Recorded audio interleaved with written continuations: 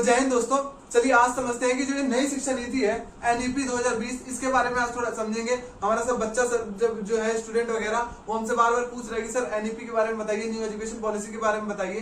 तो उनके लिए भी ये वीडियो है, और जो लोग बाहर के हैं, जो लोग आप सब भाई बहन देख रहे हैं, उनके लिए भी ये लोग वीडियो है। तो ध्यान से समझिएगा, गौर से एंड तक देखना, तब ज्यादा अच्छे से समझ में आएगा। समझिए, एजुकेशन से रिलेटेड कोई भी पॉलिसी कौन जारी करता था? एमएचआरडी। कौन जारी करता था? MHRD, ministry of human resource development. कौन? Ministry of human resource development. इसी का नाम चेंज करके क्या कर दिया गया है? Ministry of education. क्या कर दिया गया है? Ministry of education. अभी हमारे शिक्षा मंत्री हैं मिनिस्ट्री ऑफ एजुकेशन के डॉक्टर धर्मेंद्र प्रधान नाम है। धर्मेंद्र प्रधान जी हैं जो हमारे मिनिस्ट्री ऑफ एजुकेशन के शिक्षा मंत्री हैं। तो एनईपी नई शिक्षा नीति 2020 लाई गई है मिनिस्ट्री ऑफ एजुकेशन द्वारा। तो जो एनईपी 2020 है ये इसरो के पूर्व वैज्ञानिक जो कस्तूरी रंजन जी हैं उनकी अध्यक्षता में इसको लाया गया है। और ये गांव के पंचायत लेवल से लेके शहर के डिस्ट्रिक्ट लेवल तक, स्टेट लेवल तक हर एक जगह से सलाह मशवरा करने के बाद इस चीज को लाया गया है। तो हम इस चीज को समझेंगे कि इस न्यू एजुकेशन पॉलिसी में आखिर क्या है। हम इस चीज को थोड़ा विस्तार में, डिटेल में इसका विश्लेषण करते हैं और आइए समझते हैं। सबसे पहले कुछ इतिहास को जानते हैं, क्योंकि कोई भी चीज पढ़ने से पहले उसका बैकग्राउंड हमको पता होना चाहिए। तो जब हमारा देश आजाद हुआ उसके बाद सबसे पहली बार शिक्षा नीति में बदलाव 1968 में लाया गया था। 1968 में। उसके बाद 1986 में। उसके बाद कब लाया गया? दूसरी बार हमारी शिक्षा नीति कब बदली गई थी? 1986 में। और 1992 में थोड़े बहुत चेंजेस किए गए थे, लेकिन इसको बदलाव की श्रेणी में नहीं रखा जाता है। ये 1992 में थोड़े बहुत बदलाव किए गए थे। इसी 1986 में जो बदलाव किए गए थे उसी को हल्का फुल्का मॉडिफाई किया गया था 1992 में। तो इस वाले को बदलाव की श्रेणी में नहीं रखा जाता है, ये सिर्फ थोड़ा बहुत मॉडिफाई किया गया था। तो पहला जो बदलाव किया गया था वो 1968 में किया गया था, और दूसरा बदलाव 1986 में। याद करने का तरीका, 1968 याद कर लीजिए, 68 को रिप्लेस कर दो, 8 को इधर, 6 को इधर, 86। तो दूसरा बदलाव कब? 1986। और थोड़ा मॉडिफाई किया गया था 92 में। मॉडिफाई कब किया गया? 1992 में इसको मॉडिफाई कर दिया गया, थोड़ा बहुत हल्का फुल्का चेंजेस करके और अच्छा कर दिया गया, पर इसको बदलाव की श्रेणी में नहीं रखा जाता है। तो अभी तक 2 बार बदलाव किया गया है और 1 बार इसको मॉडिफाई किया गया है। तो अभी तीसरी बार ये जो बदलाव किया जा रहा है 2020 में एनईपी, तो इस बदलाव के बारे में जो हमारे जो बच्चे हैं ये सब जानना चाहते हैं, और हालांकि हम आप लोगों को भी ये चीज खुद से बताना चाहते हैं कि आप लोग भी समझ पाए इस चीज को। वैसे YouTube चैनल पे कई सारा वीडियो सब है, आप देख सकते हैं वहां से, लेकिन जिनको यहाँ से समझ आ रहा है वो यहाँ से देखे, जिनको कहीं और से आ रहा है वो कहीं से देखे। हम जितने भी सब शिक्षकगण हैं, हमारा सिर्फ ये कार्य है कि हम आप लोगों तक सिर्फ सूचनाओं को पहुंचा सके, बातों को पहुंचा सके। हमारा मोटिव ये नहीं है कि हम आपका व्यू देखे। देखिए, आपको हमारे चैनल को सब्सक्राइब करना है, लाइक करना है, इससे हमें 1% भी कुछ नहीं फर्क पड़ता। बट जो हम बता रहे हैं उसको आप ध्यान से इस बुद्धि में घुसाइएगा, ठीक है ना। डजंट मैटर कि आप बस इस चीज को देखिए ध्यान से, और देखने के बाद आप इन सब चीजों को अच्छे से समझिए कि क्या चीज है, ठीक है ना। 1986 सेकंड नंबर, 1986 में हमने बता दिया कि बदलाव हुआ था 1992, ठीक है। 2020 बदलाव के बारे में समझते हैं, ठीक है। तो 2000 अब हम समझते हैं इसके बारे में जो अभी आपको मैं बताया ना कि न्यू एजुकेशन पॉलिसी। तो ध्यान से समझिए, पहले की जो व्यवस्था है, पहले की व्यवस्था 10+2 की है। तो कई लोगों को तो अभी 10+2 देखे होंगे 12th क्लास, ऐसे समझ लेते हैं। देखिए ध्यान से समझिए, जब भी आप पढ़ाई करते हैं तो पहली कक्षा से लेके 12वीं कक्षा तक आपको राज्य सरकार आप पे नजर रखती है, ठीक है। पहली कक्षा से लेके 10वीं कक्षा तक आप पे नजर रखी, और फिर 10वीं कक्षा से लेके 12वीं कक्षा तक आप पे वो नजर रखी, ठीक है। इसमें 10वीं कक्षा के बाद जो 10वीं से 12वीं कक्षा है इसको अलग इसलिए रख दिया गया है क्योंकि 10वीं के बाद आप स्ट्रीम लेते हैं, आर्ट्स लेते हैं, कॉमर्स लेते हैं, साइंस लेते हैं, इसलिए इसको अलग श्रेणी में रखा गया। और पहली कक्षा, लेकिन टोटल सरकार आप पे कितने, राज्य सरकार टोटल आप पे कितने, मतलब कितना नजर रखती है? पहली कक्षा से लेके 12वीं कक्षा तक आप पे नजर रखती है, ठीक है। तो इसी को 10+2 कहा गया था, ठीक है। लेकिन इसमें थोड़ा बदलाव किया गया है। इस बदलाव को कहा गया है 5+3+3+4। आप बच्चा सब या जो भी अभिभावक गण देख रहे हैं उनको यही प्रॉब्लम आ रहा है कि ये क्या है। चलिए इसको 10+2 12 समझ लिए, 12th क्लास होता है यार। 5 3 3 4, ये तो 15 हो गया। तो 15 कौन सा क्लास होता है? अब ये नहीं समझ में आ रहा है, तो सारा प्रॉब्लम यहाँ कंफ्यूजन में है। तो इसको अब आप ध्यान से देखिएगा, आप समझिएगा। हमारा जो एजुकेशन पॉलिसी है, अब इसमें क्या किया गया है, इसको 4 स्टेट में डिवाइड कर दिया गया है। ठीक है, चलिए समझिए।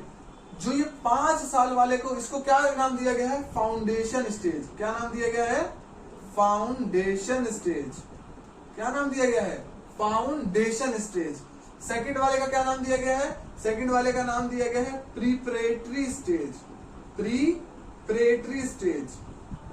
अभी 1 बाय 1 सबको समझेंगे। थर्ड वाले को क्या नाम दिया गया है, अब देखो आधा तो यही बोला, इस प्यार को क्या नाम दूं, अभी आया होगा 2 सर के मन में। इसको नाम दिया गया है middle stage. Middle stage. Last वाले का क्या नाम है, सेकेंडरी स्टेज।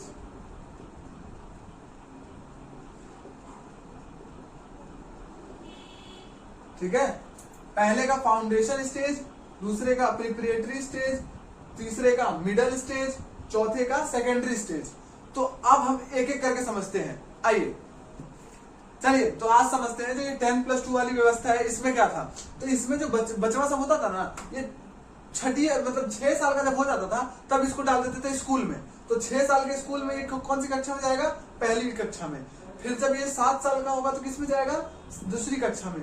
ऐसे 8 साल का होगा तो तीसरी कक्षा में। ऐसे करते करते करते करते करते करते जब ये 15 साल का होगा तब ये आ जाएगा 10वीं में। और 15 साल का होने के बाद जब ये 10वीं पास करेगा तो इसे 3 ऑप्शन मिलता था, आर्ट्स, साइंस, कॉमर्स। इसे 3 ऑप्शन मिलता था कि भैया आप किसी को भी चूज कर लीजिए। बच्चा आर्ट, साइंस, कॉमर्स में से जिसमें भी उसको अच्छा लगता था, पढ़ना अच्छा लगता था, वो इन तीनों में से कोई भी चयन कर लेता था। और चयन करने के बाद वो उससे ही पढ़ाई करता था आगे विषय में, फिर आगे अपना पढ़ता था वो। तो ये व्यवस्था थी। फिर 10th के बाद मान के चलिए आर्ट्स लिया, तो आर्ट्स लेगा तो 11th में आर्ट्स, 12th में आर्ट्स, फिर वो पास हो जाएगा। ठीक है, और उसके बाद पास हो जाएगा तो राज्य सरकार जो है, स्टेट गवर्नमेंट आप पे नजर रखी थी 10 से मतलब 10 से लेके 12th क्लास, अरे फर्स्ट से लेके 12th क्लास तक आप पे नजर रखी थी ना राज्य सरकार। वो आपको सौंप देगी, किसी यूनिवर्सिटी में डाल देगी। अब यूनिवर्सिटी का काम है, राज्य सरकार का काम खत्म। ठीक है, आप कई सुने हैं कि राज्य सरकार यूनिवर्सिटी से करा रही है। बेटा राज्य सरकार खाली 12वीं कक्षा तक आप पे नजर रखेगी, बाकी काम अब यूनिवर्सिटी का है। ठीक है, तो 12वीं कक्षा तक आपको इसने करा दिया। अब समझिए कि ये 5+3+3+4 क्या है। इसमें थोड़े अलग चीजों के बदलाव लाए गए हैं। देखिए, जो मिनिस्ट्री ऑफ एजुकेशन है, इसकी बैठक में ये चर्चा हुई कि आखिर बच्चा स्कूल से इतना क्यों डरता है। वो उसको स्कूल से उसको लेके जाएगी उसकी मम्मी, चल चल, तो भागेगा, अरे मम्मी, खूब चिल्ला, हाँ करके रोएगा, एकदम चिल्ला चिल्ला के, एकदम भगा के, माई रो माई, तो उसको विदाई हो रहा है, इतना तेज रोएगा। तो इसको सोचा गया कि अच्छा बच्चा भागता क्यों है। तो दिमाग लगाया गया कि बच्चे को बचपन से ना उस किसी भी मतलब स्कूल के प्रति लगाव नहीं होने दिया जाता है। उसको आने के टाइम पढ़ाई पढ़ाई पढ़ाई, पहली कक्षा में आएगा ले देंगे ABCD लिखो, 1 2 3 लिखो, कहारा लिखो, ख से खरगोश लिखो। अरे बच्चा को इंटरेस्ट दिलाओ किसी चीज में, वो अभी बचवा है, उसको नहीं समझ में आएगा। तो इस चीज पे ध्यान दिया गया। तो इन्होंने सोचा ना कि अब क्या करते हैं, इसमें थोड़ा सा चेंजेस किया गया। पहले राज्य सरकार 6 साल से ध्यान रखती थी, है ना। अब ये क्या करेगी, अब ये 3 साल से नजर रखना चालू कर देगी। 3 साल से लेके 18 साल तक अब ये नजर रखेगी। समझिए, अब देखिए, अब गवर्नमेंट ने क्या बोला कि 3 साल से लेकर 5 साल तक, मतलब कि 3 साल, जब वो 3 साल का होगा तब, 4 साल का होगा तब, 5 साल का होगा तब, इन 3 साल में इसको कहां डालिए आप, प्ले स्कूल में। कहां डालिए, प्ले स्कूल में। वहां तुम खेलो, कपड़ा गंदा करो, मारो, पीटो, लड़ो, फड़ो, जो मर्जी वो करो, तुम्हारा मर्जी का जितना खुशी है सब ले लो, जितना मर्जी है। 3 4 5, ये जब आप 3 साल के होंगे, 4 साल के होंगे, 5 साल के होंगे, मतलब 3 साल आपको क्या कहाँ जाना है, प्ले स्कूल में। आप भी देखिए, गवर्नमेंट इसलिए लगाई कि बच्चा जब खेलेगा स्कूल में तो स्कूल के प्रति उसका जो डर होगा वो धीरे धीरे कम होगा। उसको खेलने को स्कूल में मिल रहा है तो घर पे क्यों रखेगा, उसको उठेगा, ऐसा चलो खेलने चलना है, तो उसके अंदर एक उत्साह जग जाएगा। तो गवर्नमेंट दिमाग लगाई, जो ये था हमारा समिति, ये दिमाग लगाई कमेटी कि क्या करी कि 3 साल क्या बोलती बच्चों को, प्ले स्कूल में डाल दो। और जो 6 से 7 है, 6 से 7, अब ये जो 6 से 7, जब 6 साल का होगा, 7 साल का होगा, तो जब 6 साल का होगा तो इसे फर्स्ट क्लास में डाल दो। पहले भी तो यही था कि 6 क्लास में होगा तो फर्स्ट क्लास में डालेंगे। तो इसमें भी 6 क्लास में होगा तो फर्स्ट क्लास में डाल दो, और 7 में जाएगा तो सेकंड में डाल दो, दूसरी कक्षा में डाल दो। लेकिन इस दोनों कक्षा में भी एग्जाम नहीं लिया जाएगा, इस दोनों कक्षा में भी एग्जाम नहीं लिया जाएगा। एग्जाम ना लेने का पर्पस क्या है? एग्जाम ना लेने का पर्पस ये है कि बच्चे को अभी ये ना लगे कि पढ़ाई यार तुरंत ऐसा एकदम अचंभा से चालू हो जाए, थोड़ा बहुत हल्का फुल्का कराया जाए, उतना नहीं कराया जाए, एग्जाम ना ले, जिससे उसको एग्जाम के प्रति जो डर रहता है वो खत्म रहेगा। उसको उतना डर ही नहीं लगेगा, उसको लगेगा पहली कक्षा में आए कुछ हुआ ही नहीं, दूसरी में आए कुछ हुआ ही नहीं, तीसरे में आएंगे कुछ होगा ही नहीं, तो उन्हें वो डर नहीं रहेगा एग्जाम वाला जो बच्चों पे रहता है। वो चीज को हम खत्म करना चाहते हैं। तो अब देखिए 3 साल, 4 साल, 5 साल, 6 साल, 7 साल, कितना साल हो गया टोटल? कितना हो गया? 5 साल टोटल, 5 साल हो गया। पहला फाउंडेशन कोर्स खत्म। पहला क्या बताए थे? Foundation stage. ये वाला स्टेज कौन सा है? Foundation stage. कौन सा? Foundation stage. कितने साल का होता है? 5 साल का। अब ये 5 साल खत्म हो गया। अब कितना साल चलेगा? 3 साल। बताए थे 3 साल।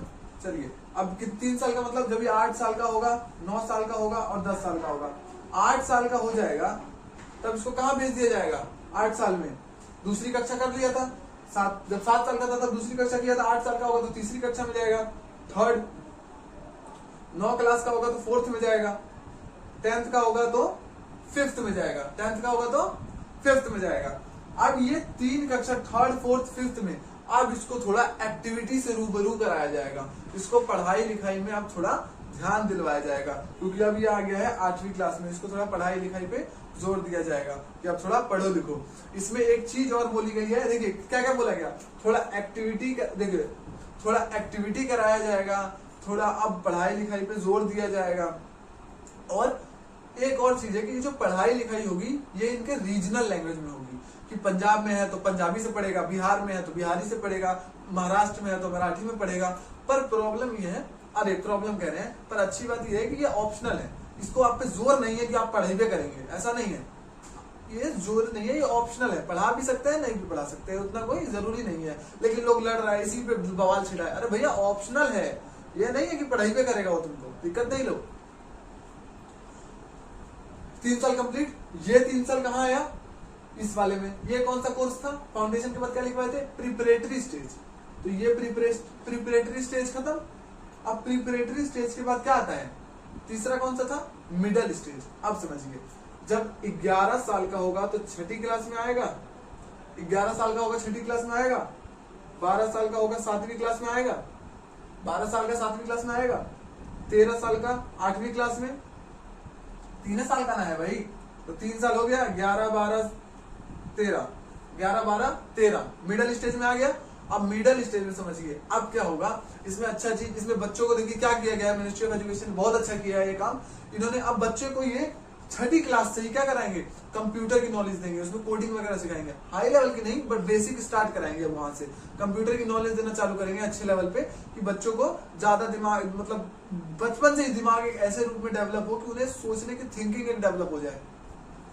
तो बचपन से ही इन्हें कंप्यूटर सिखाना जाएगा। और अच्छा चीज ये भी है कि इसी के साथ कोर्स, वोकेशनल कोर्स ऐड कर दिया गया है। मान के चलिए कि आपको खाना बनाना पसंद है तो खाना बनाने का कोर्स होगा, कुकिंग का कोर्स करिए। आपको बर्तन धोने का, अरे बर्तन कह रहे हैं, आपको कारपेंटर का शौक है, मतलब लकड़ी वकड़ी ये सब बनाने का कुछ, तो आप वो करिए। आपको पेंट करने की, पेंटिंग बनाने का शौक है तो पेंट का कोर्स करिए। तो इसमें क्या करा गया है, इन 3 कक्षाओं में वोकेशनल कोर्स ऐड कर दिया गया है। इसमें आप जितना जो भी आपका मन का इच्छा है उस हिसाब से आप कोर्स कर सकते हैं, ठीक है। और बाकी सब्जेक्ट तो सेम रहेगा। अभी 6, 7, 8 में जो सब्जेक्ट है वो सेम रहेगा। 2 चीज चेंज हुआ है क्या, एक इसमें वोकेशनल कोर्स ऐड कर देंगे और कंप्यूटर कोडिंग वगैरह ये सब सिखाया जाएगा इसमें 6, 7, 8 क्लास में, ठीक है। और हाँ, ये जो पढ़ाई होगी आपकी, ये आपकी इंडियन लैंग्वेज में होगी। ध्यान से समझो, पिछला वाला बोले थे कि रीजनल लैंग्वेज में होगी, लेकिन रीजनल लैंग्वेज कंफर्म नहीं था। लेकिन ये जो है 11, 12, 13 मतलब 11, 12, 13 साल का जब होगा, जब ये 6ठी, 7वीं, 8वीं क्लास में होगा, इन तीनों क्लास में से किसी भी क्लास में, तो इसकी पढ़ाई इंडियन लैंग्वेज में होगी। इंडियन मतलब अपना हिंदी, ठीक है। समझ में आ गया? आगे समझते हैं। ये 3 साल कंप्लीट, मिडिल स्टेज भी कंप्लीट, लास्ट बचता है हमारा 4। लास्ट हमारा क्या बचता है? 4, 14। चलिए तो अब समझते हैं ना सेकेंडरी स्टेज को। 3 स्टेज तक खत्म, preparatory, sorry foundation, preparatory, middle और ये लास्ट सेकेंडरी बचा है। तो सेकेंडरी स्टेज को समझिए, 9वीं में जब 10वीं में बच्चा आता है, मैट्रिक में आता है, तो उसको 3 ऑप्शन दे देते हैं, बेटा आर्ट्स ले लो, कॉमर्स ले लो, साइंस ले लो। 3 ऑप्शन दे देगा और 3 ऑप्शन देने के बाद बोलेगा कि इनमें से कुछ भी आप लो 10वीं में, मैट्रिक में मतलब, और बाद में आप जब इंटर में जाओगे तो उसी बिहाफ पे आप पढ़ाई करोगे, है ना। इसी व्यवस्था को खत्म कर दिया गया है न्यू एजुकेशन पॉलिसी में, इसी चीज को। 10वीं में बच्चे को जो आर्ट्स, कॉमर्स, साइंस लेना पड़ता है, इसी को खत्म कर दिया गया है। और इसमें इसको क्यों खत्म किया गया, मान के चलिए कि आप साइंस लेना चाहते हैं, ठीक है, आपको केमिस्ट्री, बायोलॉजी अच्छी लगती है, लेकिन आपको साथ ही पॉलिटिकल पढ़ने का भी मन है, तो अब आप पॉलिटिकल भी पढ़ सकते हैं, ठीक है। आपका मन है पॉलिटिकल लेने का, आप ले लिए, हिस्ट्री मन है ले लिए, माने आप एकदम ना, आपका जहां मन तहां से उठा लीजिए, ऐसे सामने आपका एकदम खाना रखा हुआ है। अब आपको ये नहीं कि आर्ट्स, कॉमर्स, साइंस ऐसे है, ठीक है। अब आपके सामने खाना रखा हुआ है, आपका जो मर्जी, आपको यहाँ से केमिस्ट्री, आपको साइंस से केमिस्ट्री लेना है, केमिस्ट्री लीजिए, कॉमर्स से अकाउंट लेना है, अकाउंट लीजिए, आर्ट्स से पॉलिटिकल साइंस, हिस्ट्री, इकोनॉमिक जो लेना है वो लीजिए। तो इससे क्या होगा कि आपके मन के अकॉर्डिंग अब आप पढ़ाई कर सकते हैं। अब आपके ऊपर आपको बस पैटर्न तैयार नहीं किया गया कि आर्ट्स, कॉमर्स, साइंस, ऐसे नहीं दिया गया है। अब आपका जो मन वो लेंगे अब ये आपके ऊपर डिपेंड करता है कि आपको जो अच्छा लगता है। इससे क्या होता था ना कि बच्चा जो होता था वो आर्ट्स लिया है, लेकिन उसका मन बायो पढ़ने का भी है कि यार बायोलॉजी भी ले लेते। तो इससे सरकार सोची कि अब क्या होगा कि वो बायो भी ले सकता है, अब वो बायो भी पढ़ सकता है, ठीक है ना। तो ये चीज करी गई है, आर्ट्स, कॉमर्स, साइंस को हटा दिया गया है बिल्कुल भी इसमें, ठीक है। अब एकदम बफर सिस्टम बनाया है, एकदम आपका जवन मन तवन खाते रहो, इधर से ले लो, उधर से ले लो, उधर से ले लो, जैसा तैसा। हालांकि अगर कोशिश होगा कि इसमें पैटर्न बनाया जाए तो ज्यादा अच्छा होगा कि पैटर्न वाइज हो, मतलब आर्ट्स, कॉमर्स, साइंस का एक पैटर्न बना दिया जाए, आर्ट्स, साइंस का एक पैटर्न बना दिया जाए, कॉमर्स, साइंस का एक पैटर्न बना दिया जाए, फिर ऐसे ऐसे करके। क्योंकि अगर बच्चा अपने मन से ले लेगा तो घिचड़ मिचड़ हो जाएगा बिल्कुल ही।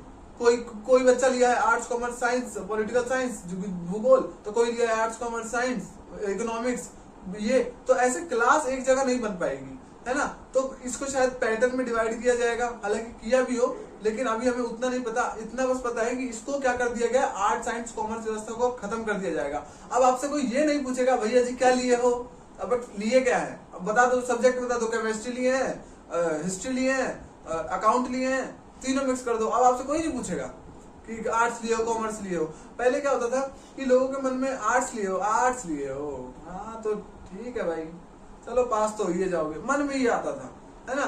लोगों के मन में आर्ट्स के प्रति ऐसा भावना, देखो ऐसा कोई नहीं होता, कोई सब्जेक्ट डाउन होता है या जैसे आर्ट्स है तो वो कुछ नहीं कर सकता बच्चा, बेटा ऐसा कुछ नहीं होता है। सब चीज साइंस से नहीं होती है, सब चीज आर्ट्स से भी नहीं होती है, या सब चीज कॉमर्स से भी नहीं होती है। सबका एक अपने लेवल पे अपना अपना योगदान होता है। अब आपसे बोलेंगे आपके पापा, अगर आपको चूज करने के लिए बोले अपने पापा चूज करो चाहे मम्मी चूज करो, तो किसको चूज करोगे भैया। सबका अपना अपना वैल्यू है ना, अपनी अपनी जगह पे सबका वैल्यू होता है। अब ऐसे थोड़ी ना कोई एक को छोड़ दोगे, तो सब अपनी अपनी जगह ठीक है। अगर आपको आर्ट्स से पढ़ना है तो आर्ट्स स्ट्रीम लेके आप आर्ट्स से आगे बढ़ सकते हो, ये चीज होता था। लेकिन प्रॉब्लम ये कि आर्ट्स के साथ अगर आपको कॉमर्स वाला सब्जेक्ट अकाउंट अच्छा लगता है, मान के चलो आपको, तो आप अकाउंट पढ़ सकते हो नहीं, क्यों, क्योंकि आपने आर्ट्स ली है।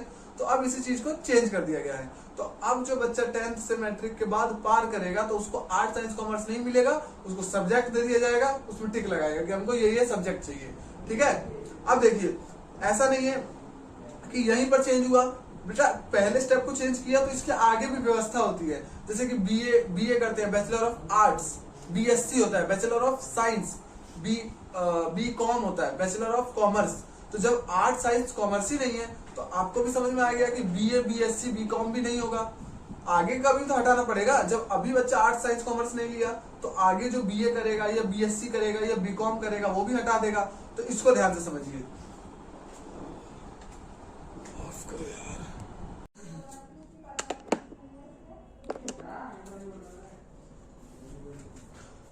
तो अब समझिए कि जब हम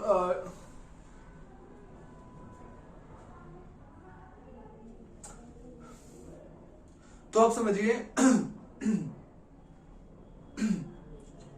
तो चलिए अब जानते हैं कि जो ग्रेजुएशन है ना, अब ग्रेजुएशन जब हम करते हैं तो क्या करते हैं, पास होते हैं तो आर्ट्स लिए हैं तो बैचलर ऑफ आर्ट्स लेंगे, मतलब बीए लेंगे।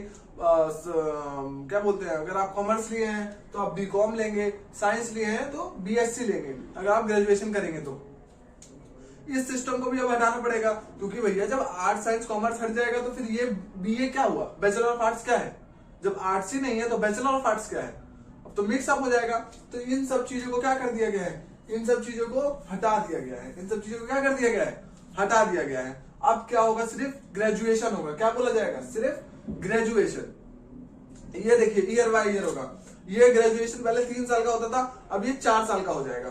देखिए फर्स्ट ईयर में आपको अगर आप 1 साल करते हैं तो 1 साल करके मान के चलिए आप छोड़ दिए तो आपको क्या मिलेगा, एक सर्टिफिकेट मिलेगा कि आप 1 साल ग्रेजुएशन किए हैं, 1 साल, ठीक है। और वो उसे ग्रेजुएशन नहीं बोला जाएगा, आपको एक सर्टिफिकेट मतलब इशू कर दिया जाएगा कि आपने 1 साल तक पढ़ाई करी है। फिर आप क्या होगा, अगर आप मान के चलो छोड़ते नहीं है, सेकंड में आते हैं और सेकंड में आने के बाद आप छोड़ देते हैं तो आपको एक डिप्लोमा का सर्टिफिकेट मिलेगा कि 2 साल का आपने डिप्लोमा कर रखा है ग्रेजुएशन का, ठीक है। और अगर आप 3 साल का करते हैं तो 3 साल में आपको क्या मिलेगा, ग्रेजुएट सर्टिफिकेट मिलेगा, जो कि आप जॉब में अप्लाई कर सकते हैं। क्योंकि अब बच्चा यही पूछता कि सर अब एक बात बताइए, अब किसी कोई नौकरी आता है तो नौकरी में हम कौन सा मतलब सर्टिफिकेट लगाएं, ये सर्टिफिकेट लगाएं, डिप्लोमा लगाएं, ग्रेजुएट लगाएं, कौन सा लगाएं? तो बेटा जॉब के लिए आपको ये ग्रेजुएट वाला 3 साल का सर्टिफिकेट होना चाहिए ही चाहिए, कंफर्म। ये 3 साल वाला आपको चाहिए, ठीक है। जॉब अप्लाई करने के लिए आपको ये 3 साल का ग्रेजुएशन चाहिए आपको। 4 साल में क्या होता है कि आप जो सब्जेक्ट लेके पढ़ रहे हैं उस सब्जेक्ट में आपको और ज्यादा नॉलेज इकट्ठी करनी है।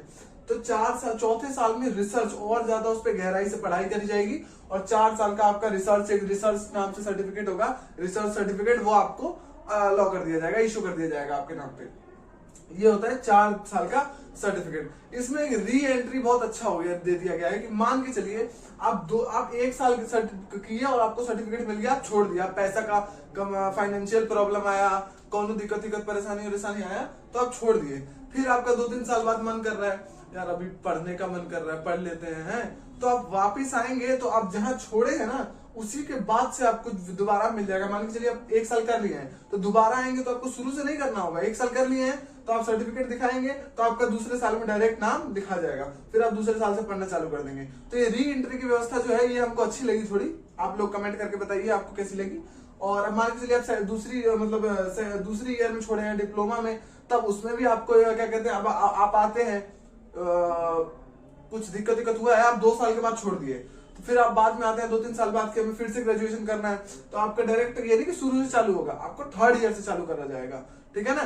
तो ये व्यवस्था बहुत अच्छी है री एंट्री वाली, ये हमको अच्छी लगी कि इसमें री एंट्री की व्यवस्था कर दी गई है।